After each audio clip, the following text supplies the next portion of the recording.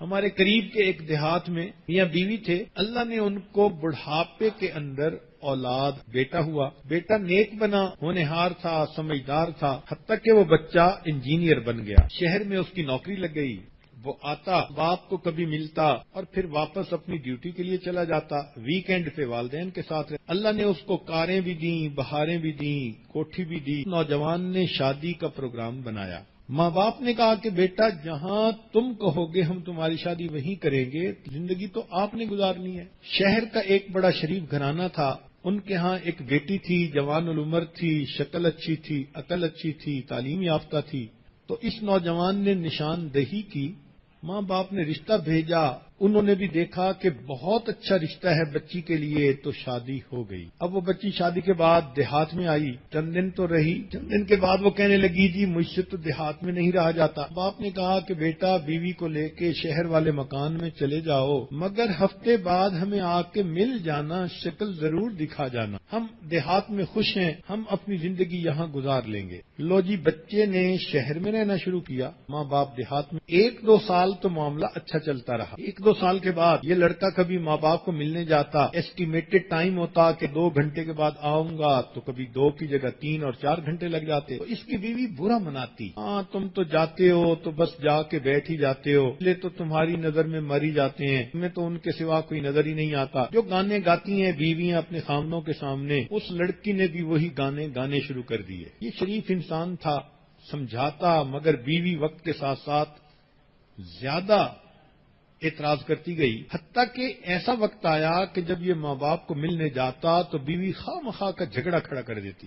اب یہ پریشان کہ میں کروں تو کیا کروں۔ ایک شریف آدمی پریشان ہوتا ہے، ایک طرف سے ماں باپ کی پریشانی، ایک طرف سے بیوی پریشان کر رہی ہوتی ہے، اور پھر بچوں کی ماں بھی بن چکی ہوتی ہے۔ اسی دوران اس نوجوان کو سعودی عرب سے نوکری کی ایک اپارچونٹی ملی، اس نے اپنے ماں باپ سے اجازت مانگی۔ انہوں نے کہا بیٹے اس پاک دیس میں اللہ نے تمہارا رزق لکھا ہے، ہماری تو دعائیں ہیں، جاؤ اللہ کے گھر میں جاؤ اور اللہ کے گھر کی خدمت کرو، مگر بیٹے کبھی کبھی موقع ملے تو ہمیں بھی ملتے رہنا، آتے رہنا۔ یہ بچہ اپنے بیوی بچوں سمیت مکہ مکرمہ شفٹ ہو گیا۔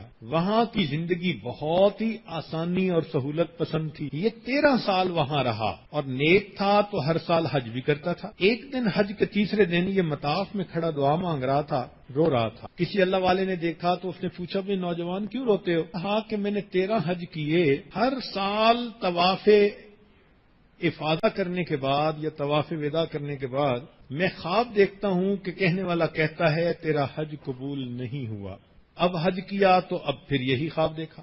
اللہ والے ڈائگنوزز کے ماسٹر ہوتے ہیں، وہ چلتے پھرتے ڈائگنوسٹک سینٹر ہوتے ہیں۔ انہوں نے 2 باتوں میں بات پہچان لی کہ مسئلہ کیا۔ یہ نوجوان 13 سال سے عرب میں تھا، شروع میں تو ماں باپ کو خرچہ بھی بھیجتا تھا، سلام کلام پیام بھی ہوتا رہتا تھا۔ اس زمانے میں فون نہیں ہوتے تھے، یہ اس زمانے کی بات ہے، عام ٹیلی فون نہیں ہوتے تھے، ٹیلی فون تو تھے ہی نہیں، دیہاتوں میں بھی فون نہیں ہوتے تھے، تو حج عمرے پہ آنے جانے والے لوگوں کے ذریعے پیغام بھیج دیتا تھا، لیکن کچھ سالوں سے رابطہ ہی نہ رہا تھا اس کا ماں باپ سے۔ تو انہوں نے توجہ دلائی کہ میاں جاؤ اور ماں باپ کو راضی کر کے پھر واپس آؤ۔ چنانچہ یہ نوجوان اپنے گھر آیا، بیوی کو کہا کہ میں نے چھٹی لے لی ہے اور میں اپنے ملک چکر لگا رہا ہوں ماں باپ کے پاس۔ بیوی نے آئیں بائیں شائیں کرنے کی کوشش کی تو اب اس نوجوان نے اس کو شیر کی آنکھ سے دیکھا تو پھر وہ دبک کے بلی کی طرح بیٹھ گئی۔ نوجوان نے تیاری کی، وطن واپس آیا۔ جب یہ بستی میں داخل ہو رہا تھا تو اس وقت اس کو یہ احساس ہوا کہ پچھلے 2-3 سالوں سے میرا کوئی رابطہ نہیں، مجھے تو یہ بھی پتہ نہیں میرے ماں باپ کس حال میں ہیں، تو میں پتہ تو کر لوں۔ چنانچہ ایک 8-9 سال کا لڑکا تھا، اس سے اس نے پوچھا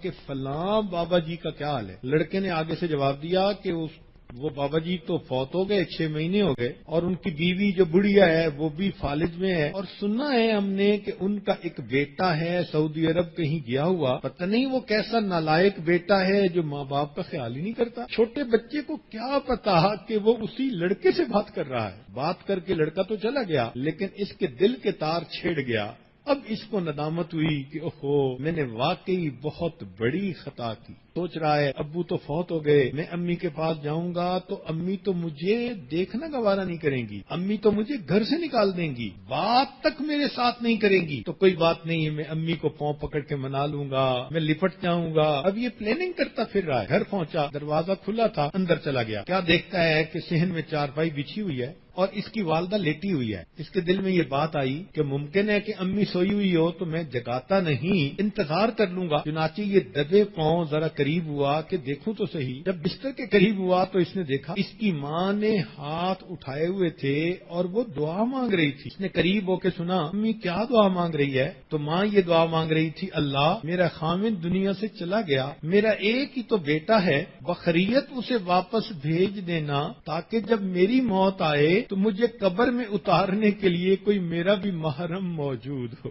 ماں یہ دعا کر رہی ہے کہ اللہ میرے بیٹے کو بخیریت واپس بھیج دینا کہ اگر میری موت آئے تو مجھے قبر میں اتارنے کے لیے کوئی میرا بھی محرم موجود ہو. جب اس نے پوچھا سنا, کہنے لگا امی میں آ گیا ہوں. والدہ چونک اٹھی, بیٹا تم آ گئے؟ ہاں. ماں نے جواب دیا, بیٹا موتیا بند آ چکا, میری بینائی نہیں, تمہارا چہرہ تو نہیں دیکھ سکتی, آؤ قریب ہو جاؤ, میں تمہارے چہرے کا بوسہ لوں, میں تمہارے جسم کی خوشبو سونگھ لوں. تو ماں تو ماں ہوتی ہے, ماں کو منانا بہت آسان کام ہوتا ہے. اللہ رب العزت والدین کو بھی نیک بننے کی توفیق دیں اور اولاد کو بھی ماں باپ کی قدردانی کی توفیق دے دیں. جو غلطیاں کوتاہیاں ہوئی ہم اسی دنیا میں ان سے معافی مانگ لیں اور آئندہ نیکوکاری کی زندگی گزارنے کا دل میں ارادہ کر لیں. وآخر دعوانا ان الحمد للہ رب العالمین. درس قرآن.com www.darsequran.com